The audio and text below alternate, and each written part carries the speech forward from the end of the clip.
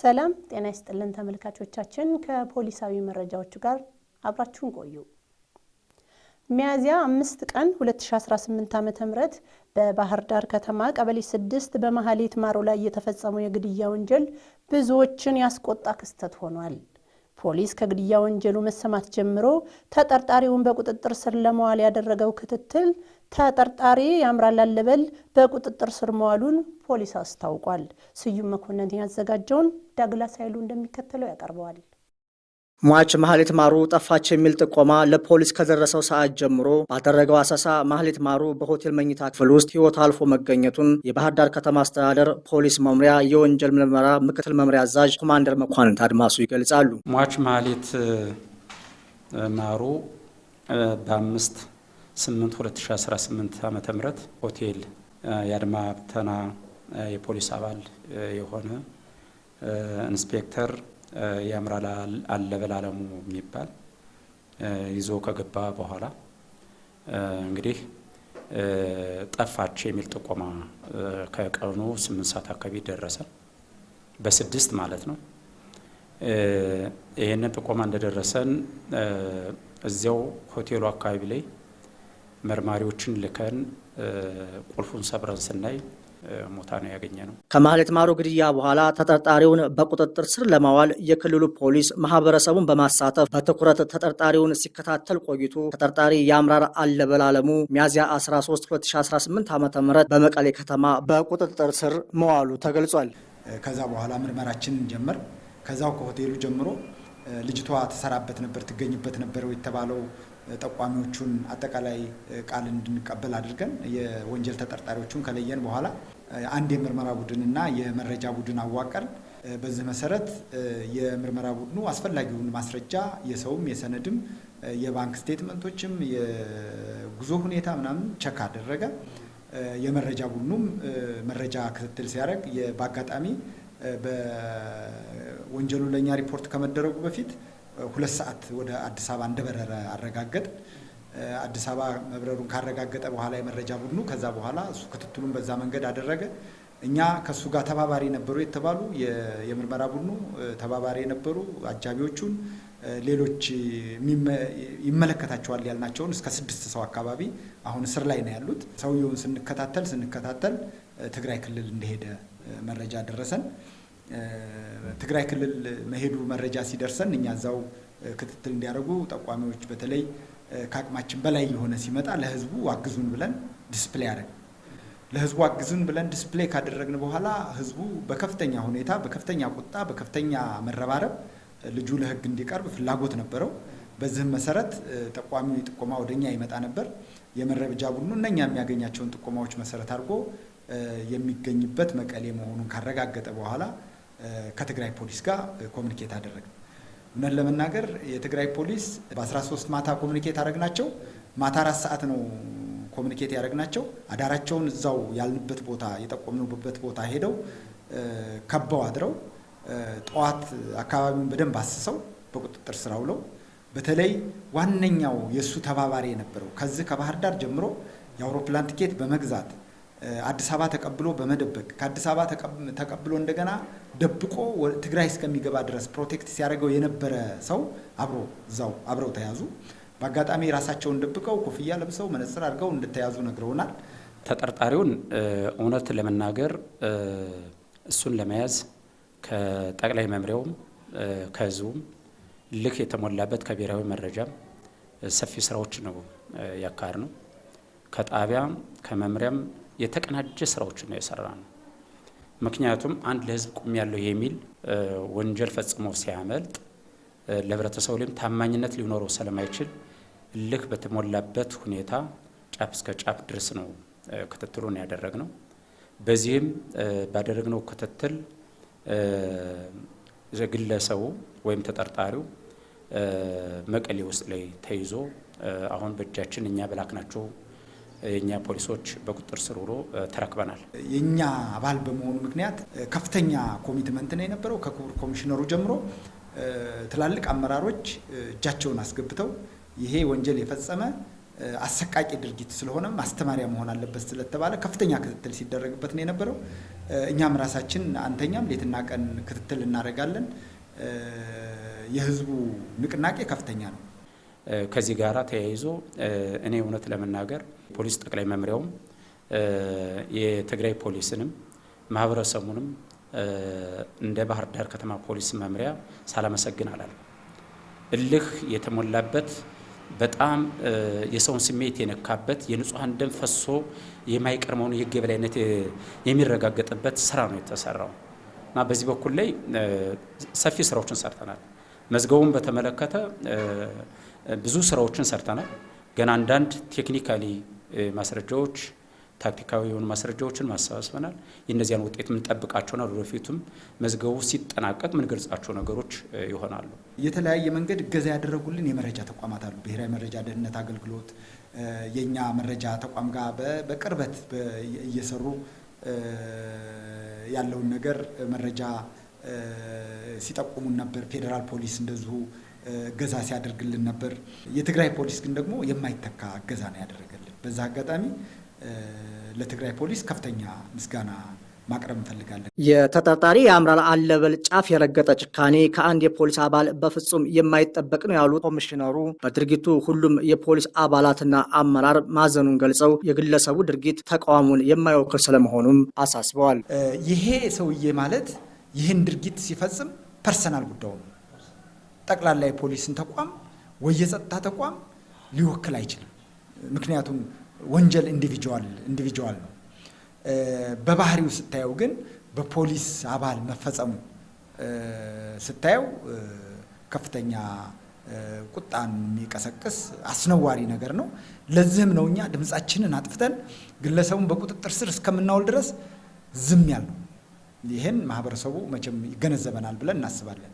እኔ እንደ ፖሊስ አፍራለሁ በድርጊቱ። ይሄን ነገር በፍላጎት የተመሰረተ እያለ ሰው መነጋገር እየቻለ ማሰብ እየቻለ ኃይልን መሰረት አድርጎ ብቻ አይደለም ይችን ህፃን ልጅ ለሱ እድሜም የምትመጥን አትመስለኝም። ብቻ አይደለም ያደረሰባት ጥቃትም በጣም እጅግ አስነዋሪ ነው። ቀጣይ የፍትህ ሂደቱን አብረን የምንከታተል ይሆናል። እንደ ፖሊስ ግን ግለሰቡ የትም ይግባየት ተከታትለን አምጥተናል።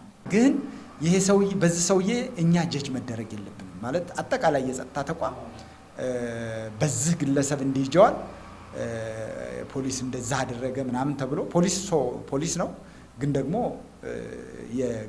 የግሉ ነው። ይሄ ሰውዬ ማለት ይሄ ነው ባህሪው ብሎ መፈረጅ ነው። ለማንም ይቅርታ እናደርግም። እንደውም እኔ ብቻ ሳልሆን የክልላችን የፖሊስ አመራር ማኔጅመንት መጀመሪያ የፖሊስ ኃይላችን ንጹህ ይሁን የሚል አቋም አለን። የተለያዩ ተግዳሮቶች አሉ እናውቃለን። እነኛ ተግዳሮቶች ይዘውን አንዳንድ ስህተቶች በርካታ ስህተቶች አሉ። በሂደት ግን እያጠራ ነው እንሄዳለን፣ እያስወግድ ነው እንሄዳለን። በስልጠና እያስወግድ ነው እንሄዳለን።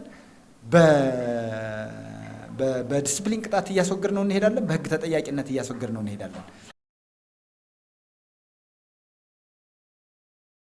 ባለፉት ዓመታት በክልሉ የተፈጠረውን የጸጥታ ችግር ምክንያት በማድረግ የሰዎች እገታ ወንጀል ጨምሮ ይፈጸም የነበሩ በርካታ ወንጀሎች እየቀነሱ መምጣታቸውን የአማራ ክልል ፖሊስ ዋና ጠቅላይ መምሪያ አዛዥ ኮሚሽነር ጀነራል ዶክተር ዘላለም መንግስቴ ያስታወቁ።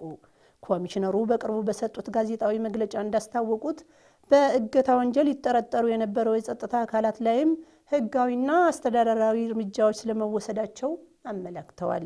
ይህን ዘገባ ባልደረባችን ብናው ይርሳው በዝርዝር ተመልክቶታል። ባለፉት ዓመታት በክልሉ የተፈጠረውን የሰላም እጦትን ተከትሎ በተለየ መንገድ በከተሞች ሲፈጸሙ የቆዩ ወንጀሎች በአይነታቸውና በአፈጻጸማቸው ገዘፍ ብለው መቆየታቸው ይታወሳል። ባህር ዳር ከተማን ጨምሮ በክልሉ በሚገኙ ትልልቅ ከተሞች ሲፈጸሙ ከቆዩ የተለያዩ የወንጀል ድርጊቶች መካከል የእገታ ወንጀል ደግሞ ቀዳሚውና አስቀያሚው ሆኖ ቆይቷል። ይህንን ወንጀልም ሆነ በክልሉ የሚፈጸሙ ሌሎች የወንጀል ድርጊቶችን የመከላከልና የመቆጣጠር ኃላፊነት የተጣለበት የክልሉ ፖሊስ መሆኑ ይታወቃል። ይታወቃል። ህዝባዊ ኃላፊነታቸውን ወደ ጎን በመተው በዚሁ ወንጀል ተሳትፎ የነበራቸው የፖሊስ አባላትና አመራሮች እንደነበሩና ጉዳዩ ተጣርቶ ህጋዊ እርምጃዎች ስለመወሰዳቸውም ታውቋል። የክልሉ ፖሊስ ዋና ጠቅላይ መምሪያ አዛዥ ኮሚሽነር ጄኔራል ዶክተር ዘላለም መንግስቴ በቅርቡ በሰጡት ጋዜጣዊ መግለጫ እንዳስታወቁት በዚሁ የእገታ ወንጀልና በሌሎች የወንጀል ድርጊቶች ተሳትፎ የነበራቸው የፖሊስ አባላትና አመራሮች ላይ ተገቢ የሆነ ህጋዊና አስተዳደራዊ እርምጃዎች መወሰዳቸውን አረጋግጠዋል። መጀመሪያዎቹ 2 ዓመታት ባህር ዳርን ጨምሮ በዋና ዋና ከተሞች በጣም በቀን በሚባል ደረጃ በጠራራ ፀሐይ ብዙ ወንጀሎች ሲፈጸም እንደነበረ ታውቃላችሁ። ይህንን መነሻ በማድረግ ፖሊስ ሪፎርም ከጀመረ በኋላ አሁን አመቱ ነው። ከዛ በኋላ ባደረግነው የሪፎርም ስራዎች በርከት ያሉ ዲሲፕሊን የጎደላቸውም ጸጥታውን መከታተልም መቆጣጠር ያልቻሉ ብዙም ሁሉም ተሳታፊ ናቸው ባይባልም አንዳንዶቹ በአፈጻጸም ችግር በአቅም ችግር ይህንን ኮንትሮል ማድረግ ባለመቻላቸው አንዳንድ ደግሞ ከዚህም ከዛም የሚባል የጸጥታ ክፍል ውስጥ ከነዚህ ኃይሎች ጋር ግንኙነት የነበራቸው ጭምር እና ሌሎቹም በምርመራ የደረስንባቸውን ምናስራውን በማሰር በግፊት አቅርበን በፖሊስ ፍርድ ቤት ዋስትና የወጡ አሉ። ሌሎች ደግሞ ከስራ አካባቢም የቀየርናቸው አሉ።